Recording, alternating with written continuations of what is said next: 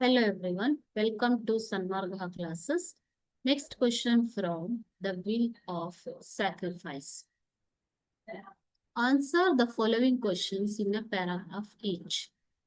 Describe how Bhagat Singh's thoughts and writings reflected his revolutionary ideals during his imprisonment.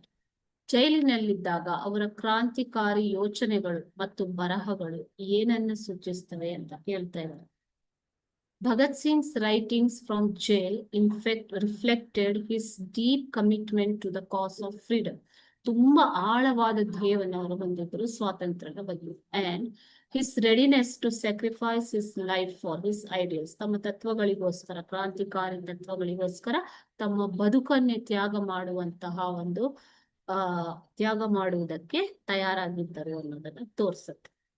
He believed that the value of a person lies not in what he receives, but in what he gives. So ಮನುಷ್ಯನ ಮೌಲ್ಯವು ತಾನು ಏನನ್ನ ಅನುಭವಿಸಿದ್ದೀರಿ, ತನಗೆ ಏನು ದೊರಕಿದೆ ಅನ್ನೋದಕ್ಕಿಂತ ತಾನೇನು ಕೊಡಬಲ್ಲೆ ಅನ್ನೋದರ ಮೇಲೆ ಅವಲಂಬಿಸಿದೆ ಅನ್ನೋದು ಅವರ ಧ್ಯೇಯವಾಗುತ್ತೆ, ನಂಬಿಕೆ ಆಗುತ್ತೆ. In his letters, he expressed that revolution did not mean violence. Revolution, ಕ್ರಾಂತಿ ಅಂದ್ರೆ ಹಿಂಸೆ ಅಲ್ಲ, but the spirit of freedom and a longing for change. ಬದಲಾವಣೆಗೆ ಹಂಬಲಿಸುವುದು ಮತ್ತು ಇದು ಸ್ವಾತಂತ್ರ್ಯಕ್ಕೋಸ್ಕರ ಹೋರಾಡುವ ಒಂದು ಸ್ಪಿರಿಟ್ ಅನ್ನ, ಮನಸ್ಸನ್ನ, ಮನೋಭಾವನೆ. ಕ್ರಾಂತಿ ಅಂತಂದ್ರೆ ಹಿಂಸೆಯಲ್ಲ ಅಂತ ಅವರು ಭಾವನೆಯನ್ನ ಹೊಂದಿದ್ರು. Okay, even when he was condemned to death, ಅವರಿಗೆ ಮರಣದಂಡನೆ ಕೊಟ್ಟಾಗಲೂ ಕೂಡ he chose to embrace it. So ಅದನ್ನ ಒಂದು ಎಂಬ್ರೇಸ್ ಮಾಡಿದ್ರು ವಿತ್ ಪ್ರೈಡ್, ಹೆಮ್ಮೆಯಿಂದ ಅದನ್ನ ಅವರು ತೋರಿಸಿದ್ರು.